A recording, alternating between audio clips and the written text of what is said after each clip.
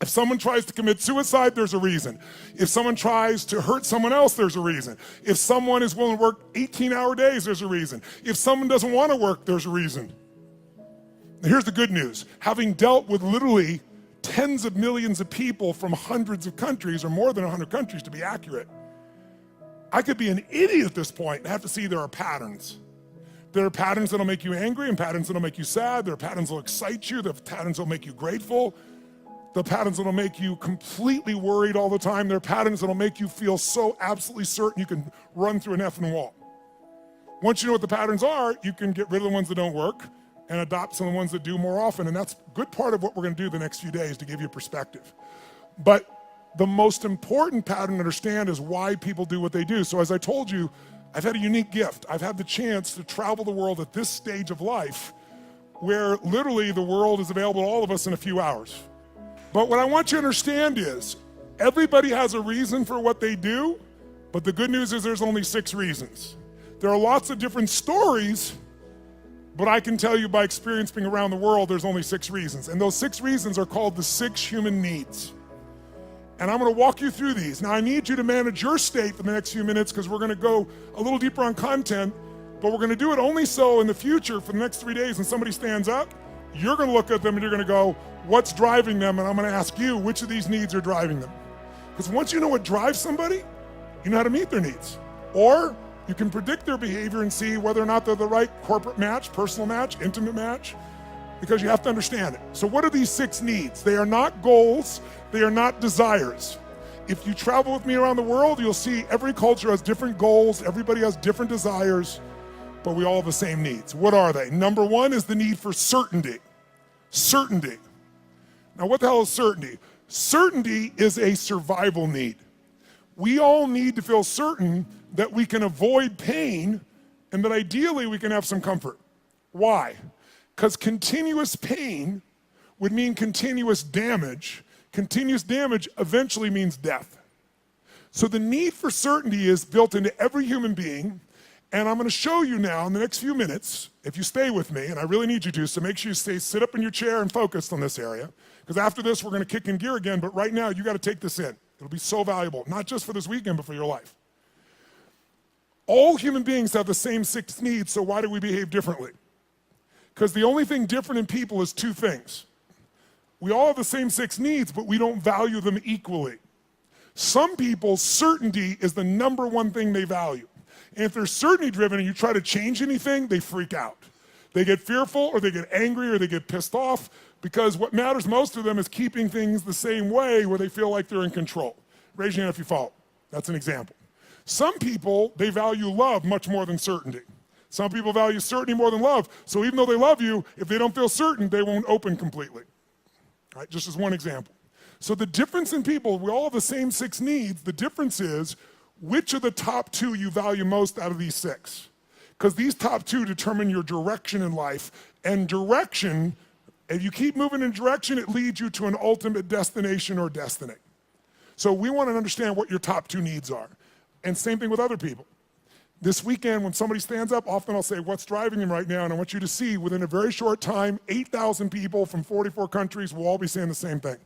Because it'll be that obvious to you. You'll be a practical psychologist by the time we're done here. So now, if we know what these needs are, and the person values them differently, we also have to find out 2 people could have the same need, but they have a different belief about what it takes to be loved. Or a different need about what it takes to be certain. Some people to be certain need $10 billion. Some people to be certain just need to pray to God. Some people to be certain need to feel like they have 3 perfect children and they're there every day. Some people that feel certain because I've always figured it out. I don't know what's gonna happen, but I know I'll figure it out, because I always have. You can get certainty from your past, you get certainty from God, you get certainty by working out intensely, you get certainty by eating food. Too much food especially will put comfort in your body. If you overeat, all the blood goes in your stomach, you start breathing again. So we all need certainty. The only question is it number 1, 2, 3, 4, 5, or 6 on your list? And the second question is, what does your brain say has to happen to be certain? Some people have certainty that's impossible to meet.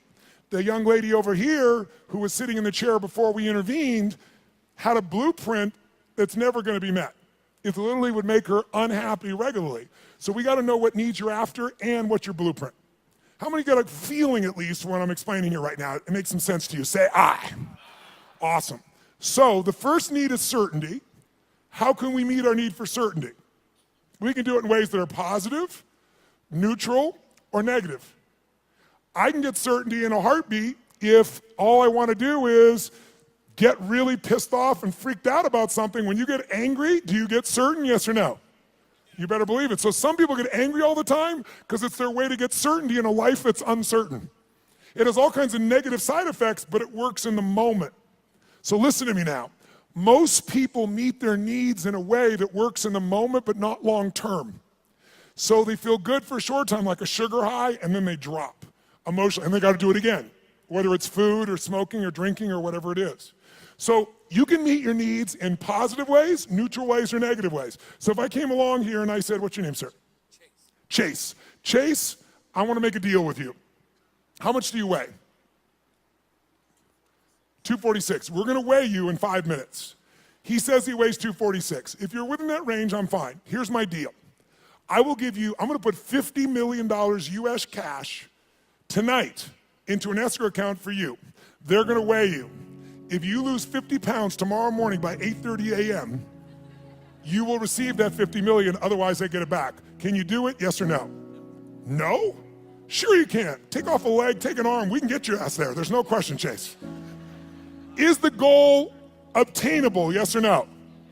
Is it achievable? Is it obtainable, yes or no? But it's not sustainable, and that's how most people meet their needs. They use a drug or alcohol or food or cigarettes or something to get comfortable, to get certainty back. But the problem is it has side effects long term. Works in the short term, doesn't the long term. Raise your hand if you follow. Say I. So you could get certainty by overeating or smoking or drinking. What happens when you smoke a cigarette? Take a deep breath in and you blow it out nice and long and slow, full exhale. When most of you are stressed, how many have noticed that you either stop breathing or you breathe really shallow? How many have noticed this in the past? So you smoke a cigarette, and in the moment, it meets your need for comfort and certainty. It's killing you, but it works short term.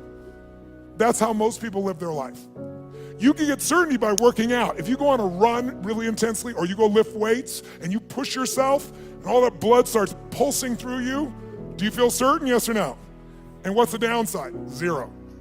So there are ways to meet your needs that are empowering, neutral, or disempowering. The parts of our life we don't like are problems. Why would we keep a problem? We're all capable of solving it. Why would we keep a problem? The only reason you have a problem that's stuck around is because it meets some of your needs. Not all of them, or you wouldn't want to get rid of it. But enough of them that it makes it hard to give up. It's kind of like, who's ever been in a relationship way too long? Let me see your show of hands. And how many knew it was wrong while you were there? Let me see your show of hands. So why the F did you stay there? Because of the uncertainty. Because, well, I'm not thoroughly happy. I'm kind of unhappy, but I might be worse if I was totally alone. What if this is the best one I'm ever going to get and I screwed it up? But what happened was most of you had that feeling, talked yourself back down into the relationship multiple times until one day you hit a threshold where your brain went, it was painful in the past, it's painful in the present, it's going to be painful in the future, I'm out of here. Who's done this before? Say I. So there is a threshold that we can find, and if we find that threshold, we can break through it pretty damn easily. We can shift, we can get to where we really want to go. So what I want you to get is, of these 6 needs, we all find a way to meet them. The only difference again is which are your top 2 out of the 6, and I've told you certainty so far, and what are your beliefs or rules or what's your blueprint on how to get that? Her blueprint was please everybody, which is impossible, so it won't work. Raise your hand if you follow, okay? So let's take a look. What's the second human need? Well, first of all, you can get certainty in so many ways. You get certainty by praying to God. You can get certainty by doing a ritual the same way every time. You can get certainty by lowering your expectations, saying nothing ever works, nothing ever will, everybody screws things up. You'll lose your dream, but you'll gain your need. By the way, jot this down. People will give up their goals and dreams to meet their needs. People will give up their goals and dreams. They'll even give up their own values to meet their needs. I'll give you an example. How many of you in this room consider yourself to be an honest person, very honest person? Raise your hand if you consider yourself to be very honest. Raise your hand nice and high. Okay, drop your hand. Raise your hand if you lie. Let me see your hands if you lie. You can explain this to me, will you? Here's how it works. See, in your mind, you know who you are. Why would someone lie who values honesty? No one told you to be honest. You want to be honest. Because if you think being honest is going to cost you one of your needs like love or certainty, you'll lie. You call it a white lie, but you'll lie. Who knows what I'm talking about? Now, there's some people that never lie because they value certainty of always telling the truth so much. Right? It has to do with their rules or their belief structures. Does this make sense? So tell me something. You can meet the need for certainty so many ways, right? So here's the question. You can go ahead. Here's the question. What if you were certain every moment of your life what was going to happen before it happened? What if you knew what people are going to say before they're going to say it? What if you could feel what they're going to feel? What if you knew every moment before it happened what people are going to say and do? In the beginning, that would feel really exciting. But after a while, if you know what's going to happen, when it's going to happen, how it's going to happen, tell me what you're going to feel after a while. What are you going to start to feel? Tell me. What? Bored out of your mind. That's why God, in her infinite wisdom, gave us a second human need. And that second human need is uncertainty. We have a need for uncertainty. We have a need for surprise. We have a need for variety. In fact, what's the phrase? Variety is the what of life? Spice of life. Now, how many of you in this room, raise your hand, how many of you in this room love surprises? Raise your hand if you love them. Say I. Bullshit. You love the surprises you want. The surprises you don't want, you don't want. You call them problems, don't you? So don't tell me you like surprises. You like the surprises you want. Here's my point. Can you meet more than one need with the same action or emotion or belief system? Yes or no? Write this down. Anytime your mind perceives that doing something, believing something, or feeling something meets at least 3 of your needs. So anytime your mind perceives that doing something, feeling something, or believing something meets at least 3 of your needs, then you will become addicted to that thought, that feeling, that emotion, or that action. You can be positively addicted or negatively addicted, but you're going to be addicted. Anytime your brain perceives that something you believe, do, or feel meets 3 of your needs, you'll get addicted to it. Now, I'm going to show you why this is important. Let's look at 2 needs for a second. Is it possible to meet your need for certainty and uncertainty simultaneously, even though they're opposite needs, yes or no?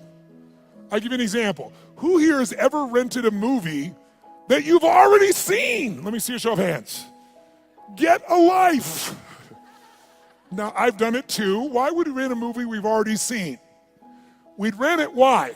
Because we've seen it before, so we're certain it's good, and we're hoping it's been so long we forgot enough that it'll be variety when we watch it again.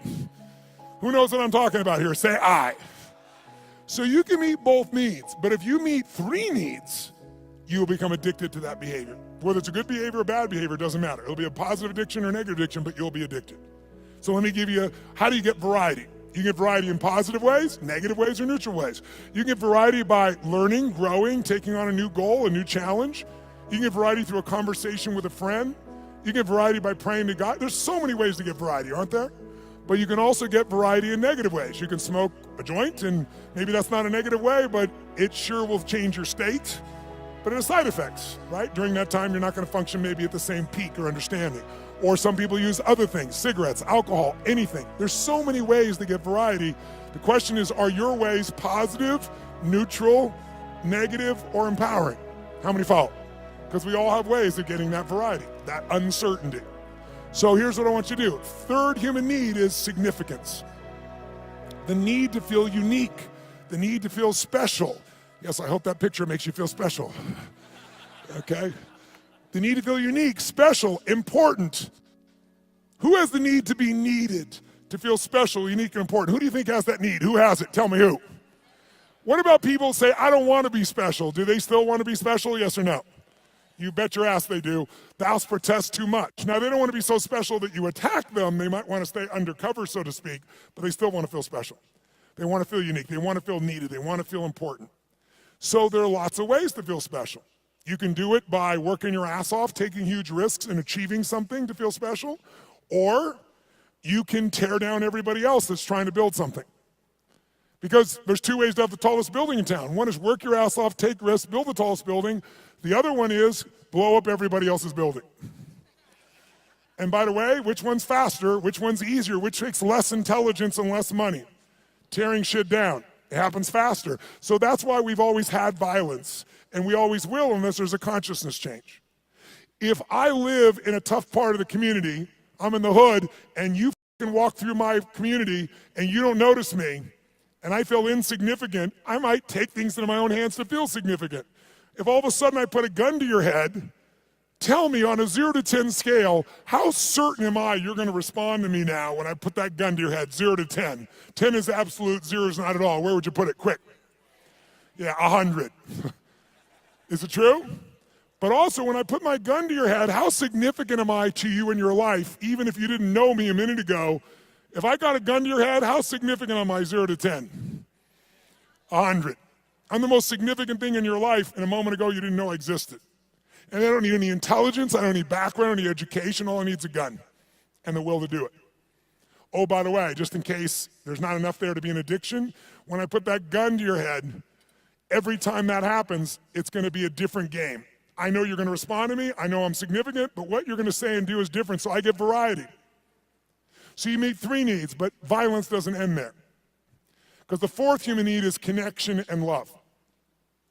And most people are too afraid to love because they've loved and been disappointed, or they've loved and then lost the love, and it was so painful that now they settle for the crumbs of connection because that's safer.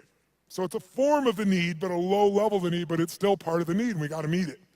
So if you're going for connection and love, if I cut my gun to his head, on a 0 to 10, I'm a 10 of certainty, I'm a 10 of significant to him, I'm gonna have a ton of variety, but are we also connected in a sick way, but deeply connected in this moment, yes or no? On a 0 to 10, how much connection is there between our lives at this moment when I put the gun there? 100. How many follow this? Say I.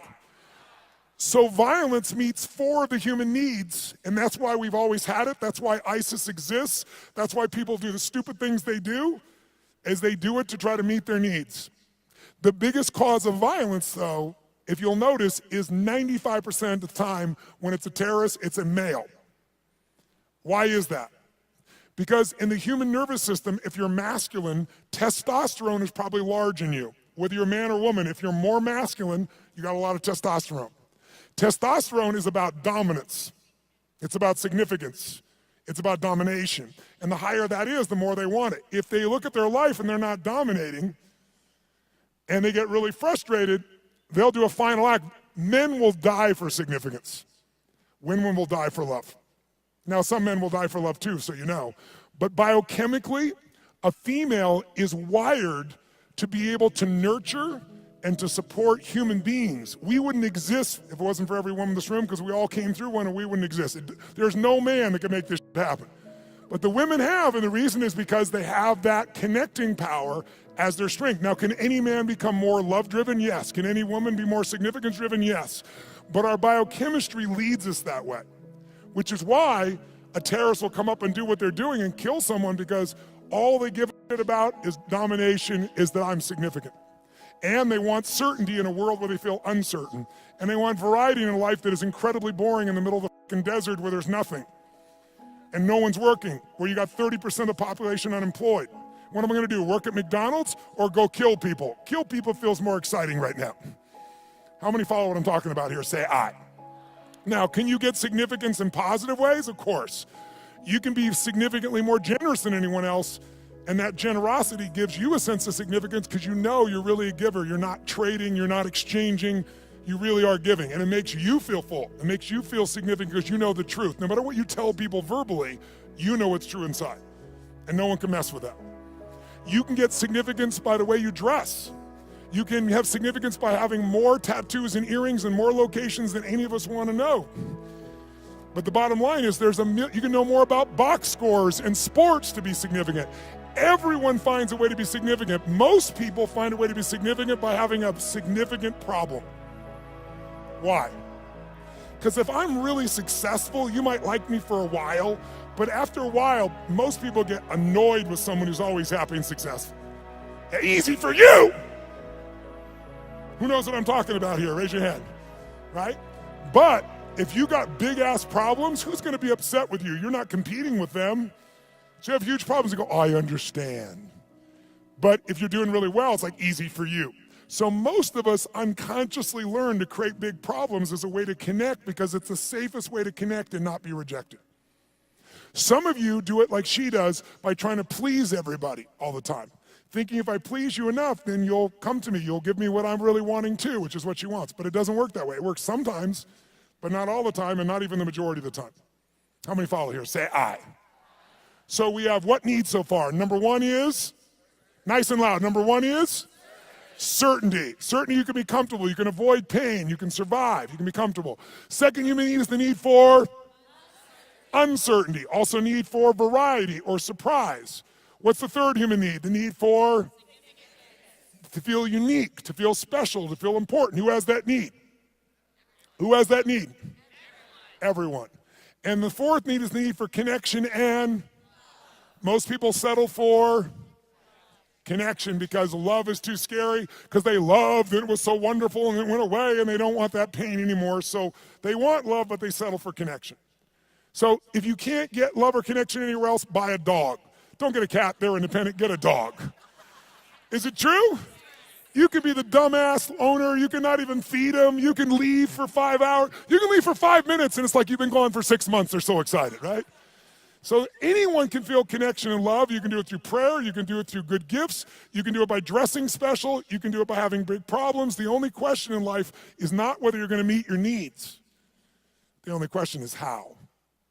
And is it obtainable or sustainable? Is it empowering, neutral, or negative? And if you want to change your life, willpower never lasts. But when something meets more of your needs, it's effortless. If you want to know what the biggest addiction is in our culture, it's not alcohol, it's not some form of prescription drug, it's not an illicit drug, it's problems. Because problems allow us to try to deal with our deepest fear that we're not enough and we won't be loved by saying, it's not me, it's this problem. It's just that I have ADHD, it's just that I've been through this, it's just, so most people meet their needs through problems. Unfortunately, they don't meet their deepest needs, because up until now, we've described the first 4 needs, which are the basic needs of your personality. But if everyone, by the way, finds a way to meet these first 4 needs, even if to lie to yourself, if you gotta work 20-hour days, you will find a way to meet your need for certainty, uncertainty, significance, even if it's just you have worse problems than anybody else, connection to yourself, you will find a way.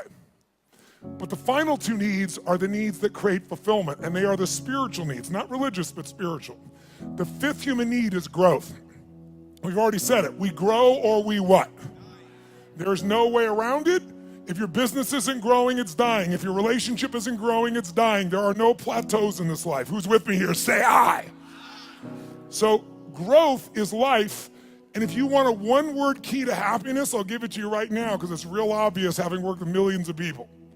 Progress equals happiness. If you're not even where you want to be, you're still overweight, you're still financially struggling, you're still not where you want to be in your career, but you start working out. You haven't lost the weight yet, but you start feeling better, you start making progress. Or you start to change that business, still not there yet, but you're making progress. Or change that relationship, or change your body, or change your health.